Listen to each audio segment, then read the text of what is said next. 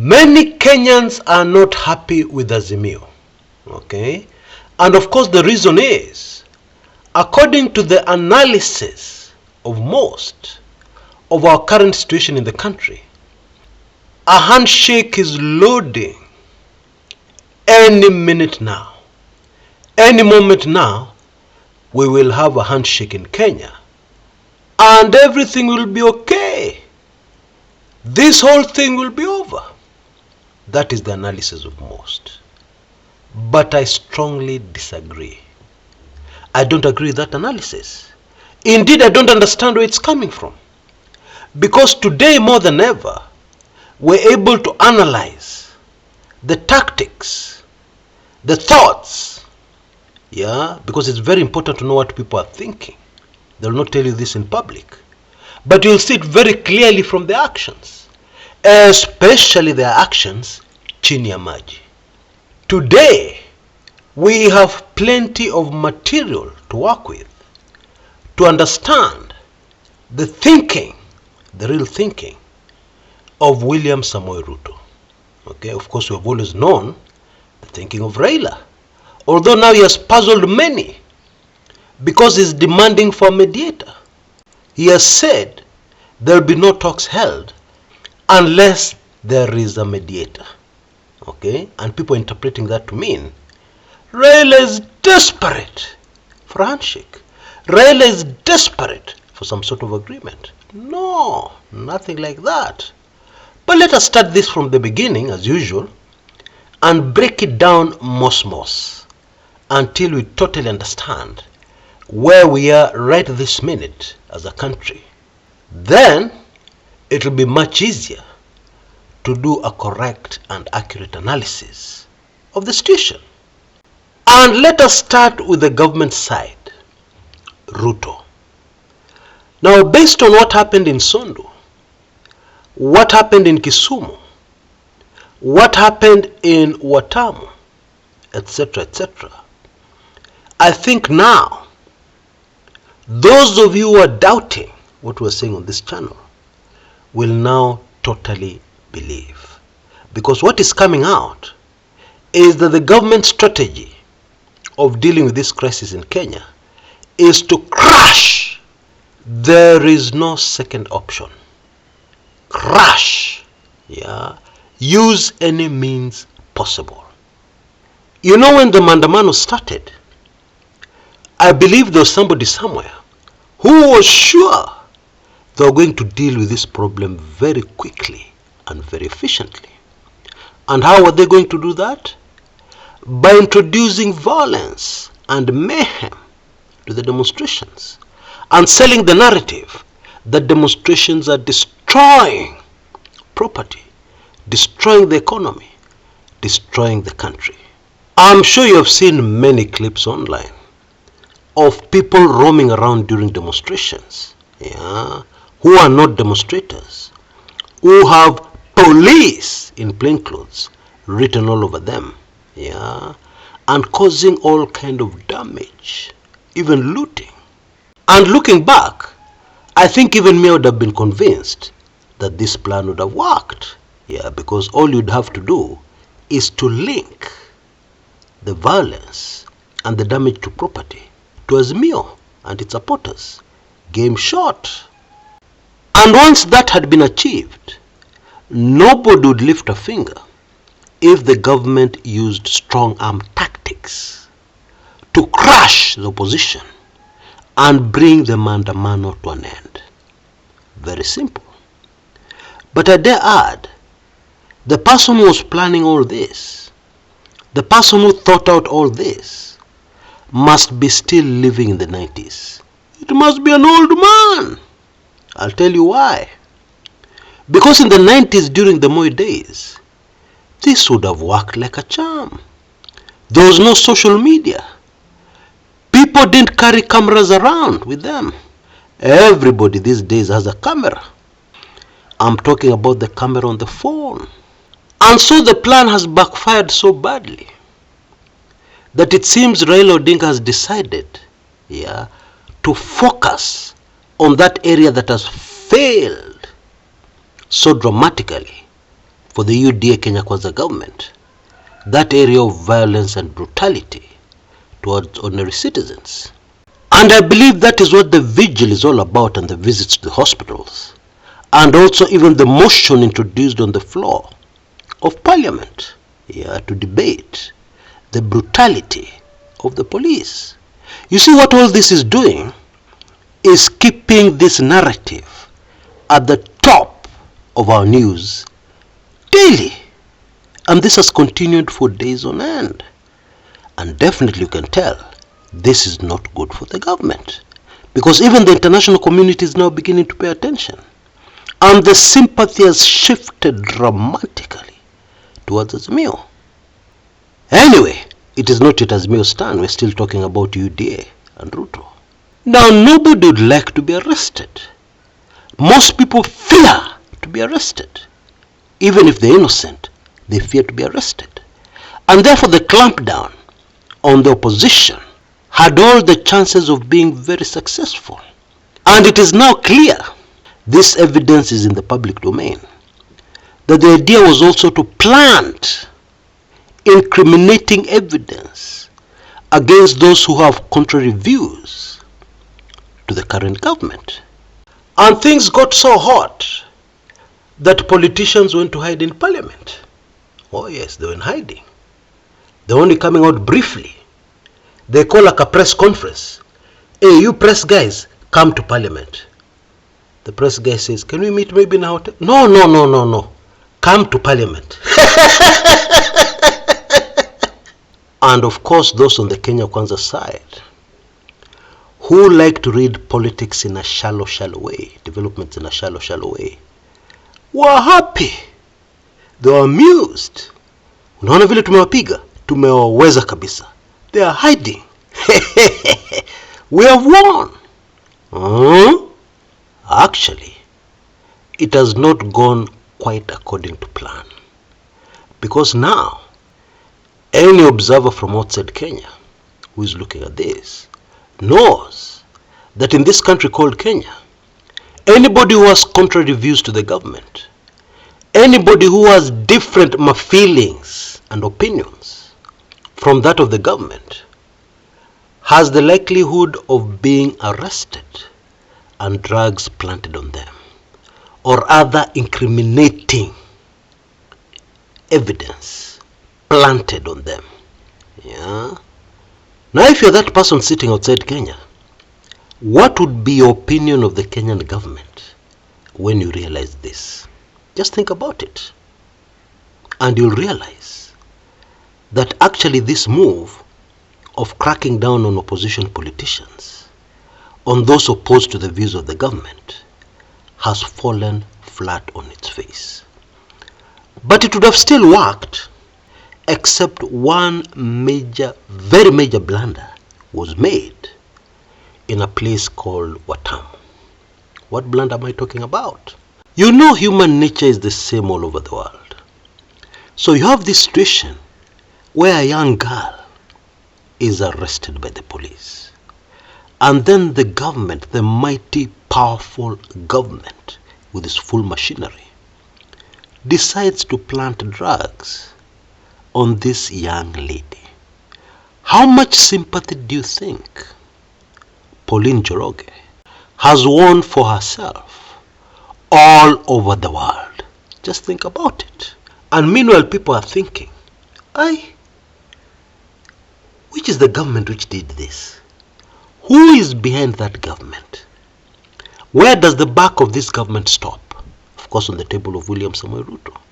And therefore people are asking, what kind of man is this William Samoei Ruto? What kind of man is he? What kind of character does he have? Does he have young daughters? Those are the questions people are asking. People who are not Kenyans. People who are not emotionally connected to what is unfolding in the country. Because emotion clouds judgment. Okay, these are neutral people. And this is how they're thinking. In my humble opinion, one day when historians sit down to write about this, I am sure they'll point to the Watamu case as one of the major turning points for this government, towards its fall. They will say that that incident speeded up the fall of the Ruto administration. I believe that is what they'll say. Because if you look at this thing just a little more deeply, you will realize that that is true.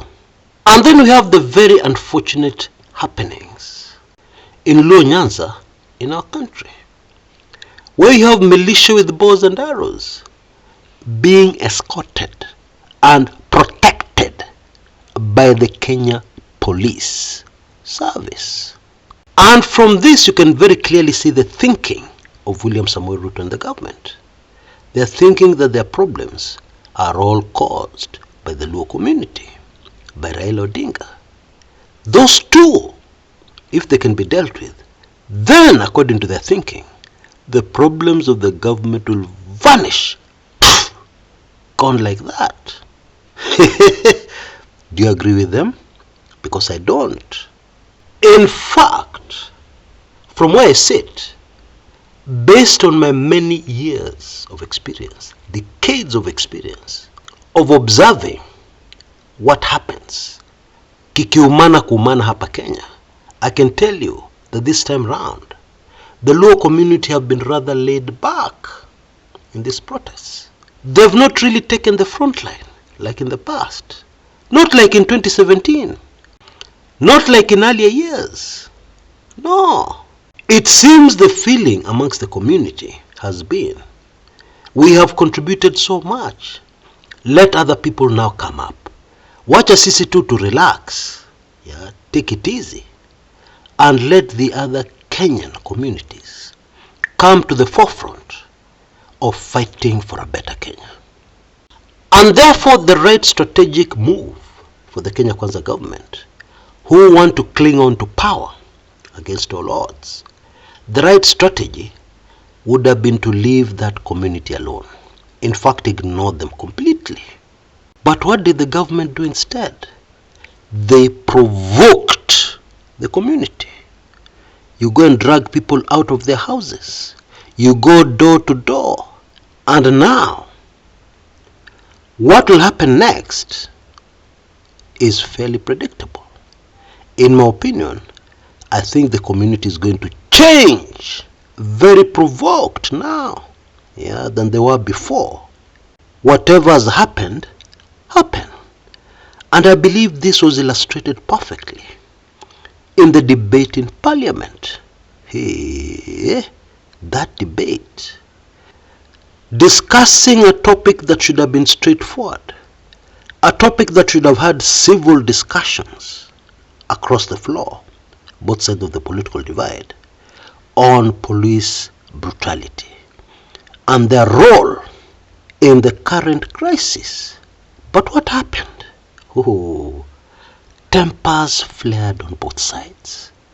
And the utterances of one Kimani Ichung'wah, who is leader of the majority, look for those videos online, will tell you very clearly what the government is thinking.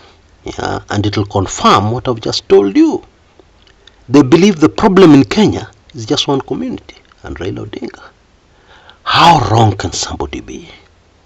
How blind can somebody be when they have information from all over the country? We saw what happened in Sleepy Makueni, Emali town, the Akamba community, normally very laid back. They like suffering in silence. Chini ya maji wamenyamaza. What happened this time? Tell me. But they have not seen that. They are still lesser focused. Hawezi kutoka hapo. It is just this community. It is just Raila Odinga. Which in my opinion is a fatal strategic mistake. I can't call it anything else. Now let's come to the Azimio side. And based on what I have just said about a certain community in Kenya, how do you think they would react if they heard tomorrow morning that there's been a handshake between Raila Odinga and William Samoei Ruto? How do you think they'd react? But that is the analysis you're giving us. Okay? doesn't make sense to me. So what is Raila really looking for? Huh? What is he looking for? How is he thinking? You know, I heard the other day a young lady say, Raila should tell us what he wants. If it is money, if it is position, he should tell us what he wants. And then there'll be peace in Kenya. Yeah? Yeah. That is why I keep on saying, Wakenya wamesoma mpaka wamekuwa idiots. Even if somebody instructs you to go and say something, because I believe this young lady was in diapers, yeah, when Raila Odinga was involved in the beginning of the second liberation, or maybe they were not even born. Yeah. Even if somebody tells you, you should stop and think about your future, because it is very easy to have a label that you will never be able to shake off for the rest of your life, and it will affect would-be opportunities that may be there for you in future. Kwa sababu tumbo endi retire leo, hata ukikula pesa nyingi leo, that money will get finished. You will feel hungry tomorrow, or next week, or next year. Hiyo tumbo yako haendangi retire. The stomach never retires, never ever. So please do something that will stand the test of time, especially if you're a young person. This is so important. Now, you know, many people, even seasoned analysts, analyze Raila Odinga while forgetting one very important key critical point: his age. Raila is almost 80 years old. Now, people that age, how are they thinking? People that age, are they looking for a position in government? Let's even forget about Raila Odinga. Anybody, any ordinary Kenyan, would they be looking for a position in government at that age? Would they be looking for a lot of money to make a windfall overnight, to go and enjoy on some island somewhere? The truth is, when you reach that age, in fact, when you reach an age lower than that one, around 70 years, 65 years, your thinking completely changes. And you start preparing yourself for the critical departure flight forever from this planet, from this earth. And therefore you put your things in order. Usually top on the agenda is your legacy project. Yeah, what legacy are you leaving behind? That is how people that age think. Now we know Raila. Raila has been fighting for a better Kenya all his life, at great personal cost. Kenyans can never pay him enough to compensate what he has done for this country. And Almighty God has been good to Raila. He's not a poor man. So, financial rewards, grabbing power, forget it. If you want to understand the thinking of this mzee, put those two aside first, and then you'll have a fighting chance of reading this correctly. Raila Odinga is on the last lap, yeah, and he wants to finish very strong, to cap his career fighting for a better Kenya that will be forever remembered. 100 years from today, if the earth will still be here, if our Lord Jesus Christ would not have returned, somebody will walk in somewhere and they'll be introduced and people will stand up in respect. You mean Raila Odinga was your great-grandfather? Eh, are you sure? Maybe you're lying. No. Raila was your great-grandfather. Wow. It is a great honor to meet you. But I understand why people are getting it wrong so easily. You see, many people are not aware on one of Raila's most effective plays in this game called politics. A play that has served him very well over the decades. And that one is doing the unexpected. Yeah, and completely taking his opponents by surprise. You're waiting for Raila at Luthuli Avenue. You get the shock of your life. He's actually in industrial area. Hala?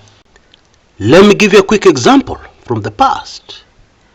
Raila Odinga shocked everybody, including yours truly, including my late political lecturer, when suddenly his NDP party merged with Moi's Kanu. People could not believe it. How? This is the man Moi had detained. This is the man who had been brought so much pain by Daniel to the teacher of Moi. What is he doing? Has he lost it? And of course the political analysts at the time quickly rushed back to their newsrooms and started writing Raila Odinga's political obituary. Huyu jamaa kisiasa kuisha maneno. But guess what? What really brought Kanu down was an attack from inside within Kanu. Because MDP was within Kanu. It was inside Kanu. In fact, some politicians put it very well. Raila's symbol for that party was a tractor. And the Kanu symbol was a cockerel. Hii tractor iliingia ndani ya jogoo. Na ipoingia ndani haikusimama. Mtu alisahau kuzima tractor, ikaendelea ikakula hiyo jogoo ndani kabisa mpaka ikamaliza. And I believe that is a perfect illustration of what happened. Because by the time Raila left Kanu, he didn't leave alone. He left with a lot of Kanu bigwigs.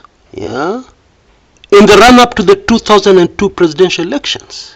And all these characters who abandoned Kanu could not fit in the opposition. So they joined Raila Odinga's LDP. And Kanu went home. And Kenya opened a brand new chapter with Emilio Stanley Moi Kibaki as the third president. Anyway, fast forward to the present. So people are saying Raila is looking for handshake. But is he? In insisting on a mediator, is he looking for handshake? Now to quote Raila himself, he says the reason is William Samoei Ruto is not trustworthy. He does not keep his word. You cannot trust his word. Okay? Now of course we are seeing that in the news media. Because one day Ruto says Raila should not look for him. He should get in touch with him anytime and is ready to sit down and talk to him. And then a couple of hours later, the same Ruto says he will finish maandamano. Maandamano will end the same way reggae ended, referring to the BBI. Anyway, even more worrying to Azimio supporters, as Raila is talking like this, maandamano are on hold. And instead, Azimio are carrying candles, remembering those who lost their lives to police brutality during the maandamano, visiting survivors in hospitals. And Kenyans are in a hurry to send this regime home. And Raila is wasting time. That is how people are thinking. But let us step back and analyze this recent move. Okay? As I've already pointed out, the narrative now in Kenya is police brutality. Kenya Kwanza have tried to change the narrative countless times. It is not working. People are still talking about police brutality. Who ordered the police? The buck stops on the table of the president, Ruto. And so as the police are waiting for maandamano to resume, putting their plans in place, plotting and planning how they're going to do things and not be seen on camera, etc., etc. Suddenly, Raila changes tact. Okay? Suddenly, is not so militant. While on the other side, Ruto continues to spit fire and threats and saying maandamano will be stopped abruptly. The way reggae was stopped very abruptly. And you can see the contrast. And the international community are watching. The world is watching. Now picture the following. Raila Odinga had an international press conference. And at that press conference, he spoke very reasonably. And he made way at the same press conference for other Azimio leaders to answer the journalists' questions. Kalonzo Musyoka, for instance, answered a question on the Sudan. He talked with so much wisdom, showed so much knowledge of what is happening internationally. Same with the answer Eugene Wamalwa gave. Now contrast that to the Kenya Kwanza government. Moses Kuria, every time he opens his mouth, people want to close their eyes. People cringe. They don't know what he's going to say. The Deputy President of the Republic of Kenya, Rigathi Gachagua. Now picture those two sides of the political divide and assume you're a foreigner. What will you start thinking? Hawa watu pande huu au kwenda shule? Ukweli mtupu. Hawa watu wengine on this other side who are supposed to be the militant opposition, they are so cultured. They measure their words so carefully. They are so organized. Hold on a minute. Can you please remind me again which side is government? I think I got it wrong. Oh yes. That is the image. That is the image to the international community. That is going out to them. Now this is super important because it means that whatever move the government makes next, people are already beginning to form an opinion in their minds. And some of these people are powerful Western nations, who even if they support one side, do not want to be embarrassed. They don't want to be associated with something which does not look good. So in my opinion, yes, what Raila has done has angered many Azimio supporters. But be patient. It is only one chess move. And indeed it is a chess move which will be followed by checkmate shortly. So be patient. There are 3 or 4 moves left. Alafu utasikia checkmate. Political chess game over. I don't know if you've forgotten one of Raila Odinga's favorite phrases. It is the following. There are so many ways to skin a cat. Now I know we're all very emotional. We all want this thing to end quickly. But why don't we step back for a minute, even as we're all suffering? Because Kenyans are in trouble. And a lot of it has to do with the policies of this government. But why don't we persevere a little step back and enjoy this chess game? Now very quickly before I go, weekly intelligence briefings number 112 is out. It has been distributed to those of you who are subscribers. In case you're not yet a subscriber, please take full advantage of our latest offer. You can see details on your screens right now, where you'll even be able to get my sets of videos on how to survive in a dead economy and maybe even prosper. You'll be able to get those sets of videos completely free, along with the 3 ebooks that are very valuable information for making it through as it is today. And of course, we all know things are going to get worse before they get better. So please take full advantage of this offer. Even those of you who need to update your WIB subscription, please take advantage of this offer, because it will come to an end in the next 24 hours tops. Okay, so please rush. Until next time, this is Chris Kumekucha.